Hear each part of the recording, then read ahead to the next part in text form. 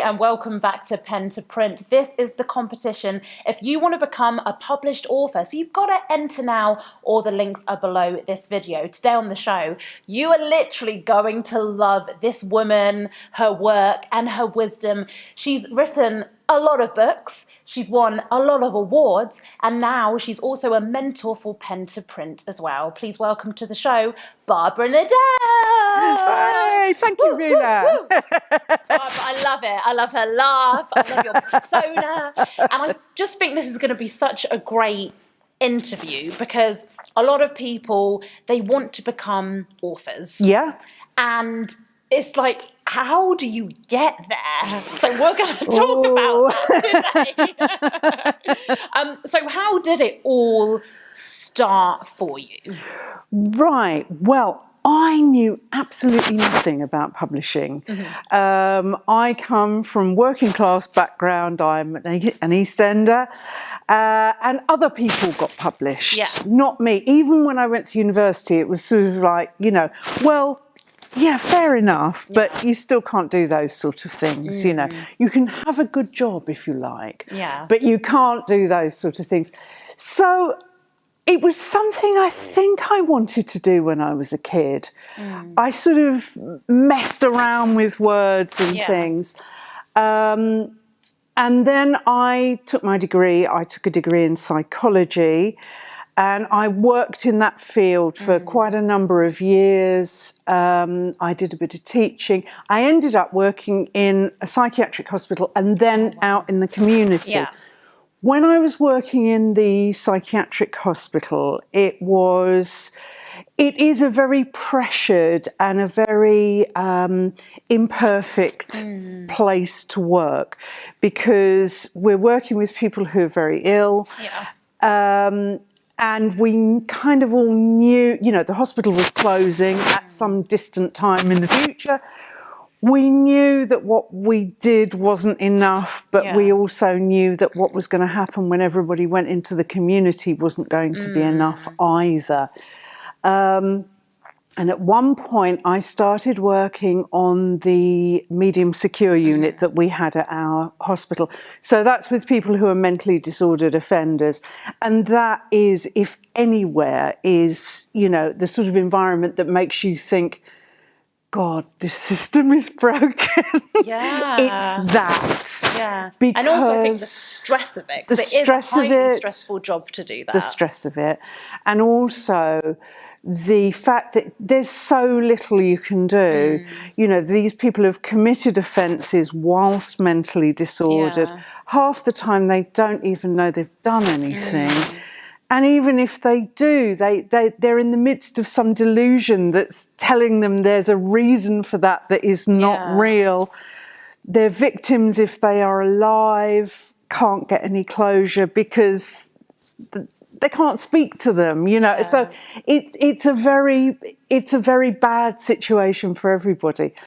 And I'd always liked crime fiction, so I decided I'll write a crime fiction book in my spare time. A lot of inspiration. Just to get it out of my system. Not about anybody, but I have a connection to Turkey. So I thought, are there any crime fiction books that are set in Istanbul, which is a city that I know well?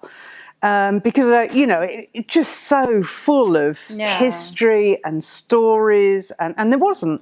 So I wrote one. And then I sent it to a publisher because I thought, well, I might as well give it a go. Yeah, just do it. Who sent it straight back to me saying, what's the effect of Turkey? Have you seen Midnight Express? Do you know what goes on? And I'm thinking, no, I'm not trying to say that. I just want to get published. Yeah. Publish my book. So nothing happened, basically. And then some years passed. I'd put that in a drawer. And then we had we have frequent crises in my family. It's just a bit like a soap opera, really. And my husband was made redundant. He works in IT, so he's often been made redundant. He was made redundant again. We were suddenly skint and thinking, oh God, get that thing out of the drawer and try it again. Yeah. By which time I'd learnt that there were these people called agents Oh. So, but nobody had sort of said, well, you know, I didn't have anybody I could ask. Yeah. So I just sent it to an agent who had the same surname as one of my ancestors. That you know when you there's like random things in life. That is Just a really so random, honestly. But was it? Yeah. Was it a happy Well, they ending? said, come in. And I thought, come in? What do you mean? And so I went to this meeting at this posh office in the West End and met this person who is still my agent. Wow. So yeah. there's a tip for you there. Someone's got that same last name as you. Exactly. No. The thing is there is a book which I didn't know about, which is the Writer's Yearbook, and it lists all the agents, and it's much more helpful these days. They list the type of literature that each agent specialises in, because they all do different stuff. So is that still available Yes. now? Yes. You can literally go. You can go to Google Waterstones or get it from Amazon, the Writer's Yearbook, and it lists all the agents, because now the publishers very rarely take unagented work.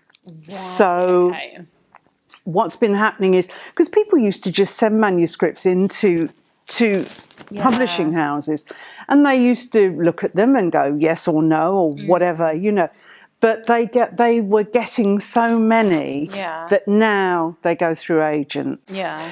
They do look through, or they did look through what they call the slush pile, rather rudely, which is unsolicited stuff. They used to look through that every so often, but apparently I am told by publishers, now what they do is they look at stuff that's been published online.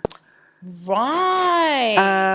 Because a lot of people now, they don't get published in the traditional way, so they self-publish online. And I believe the publishers sort of skim through that every so often. So I didn't realise that. So that's quite a good tip for people watching this, because they still might think, because I don't think enough people talk about this process actually. No. I think everyone still thinks, oh, you need to get an agent or you need to just send it to a publisher, but maybe you should just do it, put it on Kindle. Yeah, I mean, there is that route. I've never gone that route myself. So I don't know a huge amount about it, but of course, famously, 50 Shades of Grey came to us via that. Oh, I didn't know that. Yeah, it was. Wow, so she started off just having it online, and then it got picked up that way. Yeah. Amazing. Yeah, so 50 Shades of Grey, it may or may not have been published, but the fact that it was picked up from that and became a phenomenon, it just goes to show it's very unpredictable. You never can tell. Yeah. I just did not. Sometimes you just don't think about things like that. No. That you could. I think a lot of people do publish their books online. Like there's thousands on Amazon. Oh, loads. But I don't think anyone really does it thinking, oh, a publisher might potentially look through No, that. they may do. I mean, it's really random. Yeah. It's down to luck, really. But I suppose the thing is, it is a way of people getting their book out there. Yeah. If they've not been able to go the traditional route, at least you can get it out there. The only thing I would say is, if you can either afford to, or you can persuade somebody that you trust to, get it edited even before it goes online, because there's a huge difference. You can tell. And again, how do people find? Is it a simple Google search of like editors? There are people who do it professionally. Yeah. I mean, obviously, you've got to, all through this process, if you're not going the traditional route, you've got to be careful all the way along that you're not getting ripped off. Exactly. And I think it's kind of like a little bit of a warning, and because I work in the social media world, I see it with a lot of people, is that people can be very good marketers. So they might be like, oh, we're going to do this for you on Facebook. But if you've got no knowledge about Facebook, you'll believe that person. So obviously do as much research as you can. I know it's difficult if no one knows anything about the editing process. I mean, are there any tips? What should someone be looking for in a editor? Because I'm guessing you don't need a degree or a certificate. No, I mean, if somebody has worked in publishing before, that is a good guide because they will know what they're doing. Sometimes people just kind of, or seem to me to just set themselves up. Ask to see some examples of their work, before and after, because that kind of sorts the men out from the boys, It's quite that is the problem with the whole business, I think, really, is that at that end of things, it's like these sort of publishing houses that are kind of halfway between self-publishing and traditional publishing. I don't really know how that works, but you hear sometimes of people being asked to hand over what you think is, well, that's a reasonable amount of money if you're going to produce I don't know, 1,000 books or what have you. But then you hear of other stories where people are being asked unreasonable amounts of money, and you're not really sure what they're getting for that. It's sad in a way, but this is reality that you have to be wary of. But and I think you're right though about social media. If you can inform yourself about that, at least if you can work your way around things like Facebook and Twitter and Instagram and these sorts of things, you will find other people possibly who've had similar experiences who will be able to guide you. And because you've got so much experience and you've been in the industry for so long, do you see that as a shift that if someone's literally starting now, is it a very good idea for them to get some kind of platform on social media? Yes, I think for anybody now, whatever you're doing actually across the board, I was quite resistant to it myself. I thought, oh no. I thought, oh damn this one. Am I going to get messages from outer space? I don't know. But I don't think you can actually, particularly in the creative industries, I don't think you can be in them now and not have an online presence, really. So, I mean, if you're thinking about doing anything, really, I would say make yourself familiar with the online world. Even if you just set up a Facebook page or a Twitter, I think that's good enough to get started. Absolutely. And connect with other authors. And I think you need to, would you say that's helped you in your career, just trying to surround yourself with similar like-minded people? Yeah, I mean, obviously something like Twitter, which is the main thing that I do, you don't, a lot of the people that follow you and that you follow for other reasons. And of course you've got robots following you now. Oh, there's so many. I know. Spam accounts out there. I know. It's just awful. And, they come on, don't they? And you think, I know what you are. Why are you even trying? Oh, for God's sake. But it is that sort of knowledge that helps you, because I think a lot of people go on and first of all, they do think quite reasonably that these things, some of these things are real. And as a sort of aspiring author these days, I should imagine, you have to look out for people following you, for argument's sake, on Twitter or contacting you through Facebook and saying, I can help you.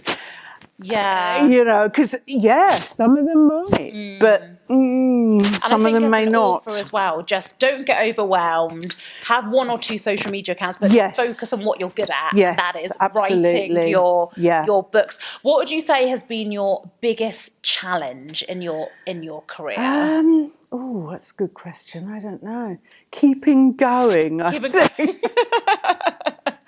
I think that's a valid point. Yeah. I mean, would you say, looking back at your career, do you think the hardest time was when you were trying to get published, or is it kind of continuing on that success? Because when you release one book, then are you thinking, okay, now I need to do another book? Well, yeah, I mean, when I knew so little, and when I published the first book, I thought, you know, I'm a cross between Marcel Proust and, you know, I don't know, Jeffrey Archer, something like that. And I thought, you know, well, I'll get lots of money now. And of course it didn't happen. It doesn't happen. But in order to make your living, you have to have, you know, you have to have a steady output. Yeah. And that is quite hard to maintain. It's not about not having enough ideas. Yeah. It's about the sort of doing of it, you know, because it is hard work. It's lovely, but it's also, you know, people talk about inspiration, but the thing is, when you do it full time, you have to do it like a job. So you have to go, right, I'm completely uninspired today, but I'm just going to sit there until I just write something. And things do come, but it's something you have to work at. And being kind of obviously realistic with everyone as well, I think with Pen to Print, we want to give that inspiration and hope to all the aspiring authors out there. But at the same time, what is the realistic side to being a full-time author? Because I know a lot of people that are an author, but they still have a 9-to-5 job. So kind of break it, and I'm guessing it's a really low percentage of, I don't know, 1% of people that are actually full-time authors. I mean, most of them are bestsellers. Yeah. Who are the full-time authors? That's another world. What I do is, I'm not a bestseller, but what I do is I write a lot. So I have a big output. Yeah. So I write crime fiction. I write 2 series. I also started writing sagas as well. Oh, wow. So, you know, it's you have to, if you're going to do it and be what they call a mid-list author, which is what I am, then you have to think, well, you're going to have to do it like a job. Yeah. You know, you're going to have to get up, get to work, and that is how I do it. I mean, because I did do my other job for many years before I gave that up and went full time. And do you think it's important for authors, so number one, treat it as a job, but number two, is it important to actually have a dedicated workspace, or even just like literally get ready as if you are going to work and get out of the house and go somewhere? Yes, absolutely. I mean, I have an office at home. Yeah. And that I'm very lucky. I mean, I didn't used to. I used to have a corner of a table. But even so, that is a dedicated space. How do you keep going? Because I think it's a lot of people will unfortunately give up. They will. I think early on, I was just I was so kind of interested in it, in the processes of it, and that was what kept me going. Yeah. And I just thought, and I was interested, and I still am, in my characters and exploring them, so that can be a motivation. Later on, when you start to get things like deadlines, a large motivation is fear. So like, am I going to hit this deadline? Oh, I might not. So, you know, different things at different times, I think, motivate you. And of course, you know, it depends what you're writing about. Yeah. Sometimes, if you're writing about social issues, sometimes that can be very motivating indeed. I try and get that in to various books that I've written, and you know, it can be anger. Yeah. I think that's with life. You know, when you have a frustration in your life about something. Yeah. So if you as an author can find some kind of frustration in your life, keep going. Yeah. And it's funny you talk about deadlines, because Pen to Print even we have a deadline here. So you've got to get your booking on a certain date, and if you don't, then Yeah. you can't enter for this year, you're going to have to wait until next year. So it's quite good to get in that practice. And it is good. That is one of the big points about this project as well, is that it's teaching you to keep to a deadline, because if you are going to be a professional author, that is what you're going to have to do. And actually, talking about pen to print, what's been your most favourite thing? Because you're one of our mentors and you've been mentoring Fazana, who won pen to print. I'll leave a link up in the description below, and a card will pop up now if you want to watch her winner's interview. I don't know, but has it kind of... What would you say to, again, people watching this? And because you've been mentoring Fazana, I don't know, is there anything you've particularly seen that you think... oh, that's a common theme in new authors, that they forgot to do a specific thing? Or, I don't know, is there anything? With her and with other people that I've mentored, it's just this sort of, and it's something I recognise in myself and other authors that I know, is this deluge of ideas. Yeah. And that is really what you need. You know, you need to say things, you have to have stuff to say. And they all have it in spades. And, you know, particularly with Fazana, it's, you know, talking to her, and she's working on one idea, but she's got 3 other ideas over here. Yeah. You know, and that is just really good. She wants to complete this one, but she's really excited about that. And I can relate to that. Yeah.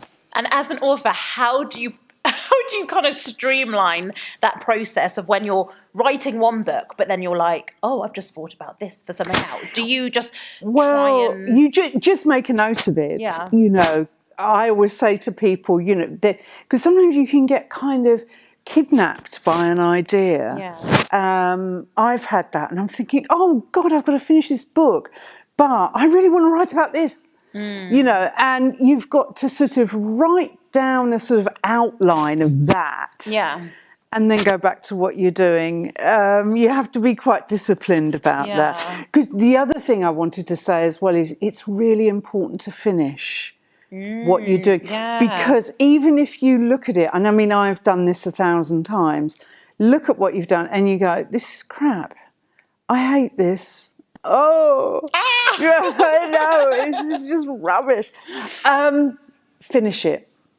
Because, you know, the thing is, the world is littered with books that are a third finished, half finished, what have you. And actually, you, as the author, are the worst judge. Yeah. So when you look at that and you think, this is crap, it's not. Oh my God, yeah, someone else could see that and be like, this is the best That's book I've marvellous. ever... Yeah. And think about, you know, if you get sort of disheartened, think about the really great writers who have been turned down. You know, J.K. Rowling, I don't know how many times she was turned down. A lot. A lot, yeah. Who else was it? Frederick Forsyth. I think it was something like, you know, Day of the Jackal. It was something like 300 rejections, you know. Oh, that just proves to you that you should never give up. No, Day of the Jackal became, you know, a book, a film. I mean, it was a phenomenon. So, you know, it's just, and look at Harry Potter. Oh, it's just, and she's, I don't even know. It's like, how, 50 million or something? If she gave up, I mean, regardless of the money, all these children, all these adults that have read Harry Potter now, it's incredible. Yeah, it's amazing. So, you know, but I'm sure that both of them at some point looked at what they'd done, because they'd had loads of rejections, looked at what they'd done and just thought, oh, this is rubbish. Yeah. I mean, I know I have. I've written a book and I've tiddled about with it, you know, tinkering as you do, which is another thing you have to stop yourself. Stop the tinkering. Stop the tinkering. You know, at some point you have to say, I can tinker for a week, I can't tinker for any longer than that. You look at it, you've tinkered, and you just think, this is garbage. And then you know, I have had books like this and I've sent it to my editor thinking, oh, this is the end of my career. And they come back to you and say, oh, I really enjoyed it. It's brilliant. Doesn't really need much editing. And you just think, you know, what? And, you know, so you are always, unfortunately, the worst judge. I want to end on this. Barbara, what would be your last bit of advice for someone watching this video and they're still in two minds? They're like, oh, I don't know if I should enter. What should I do? What you should do is you should stop piddling about and just enter. Because, you know, don't be like me who sat there for years going, oh, nobody wants to know what I think. We do. We're here. That's all I can say. That is the best advice ever. We're going to play that on repeat, make it into a little graphic, a little meme, put it on Twitter, a little meme. Thank you so much, Barbara. You've been a Thank you, We'll Vina. put all of Barbara's links below this video as well, so make sure you follow her on social media. Oh, yes. Tweet her. Check her out. We'll put a link to also Barbara's books below this as well. But like I said, don't forget lbbd.gov.uk/pen to print to enter this amazing competition. And we'll see you next week. Bye.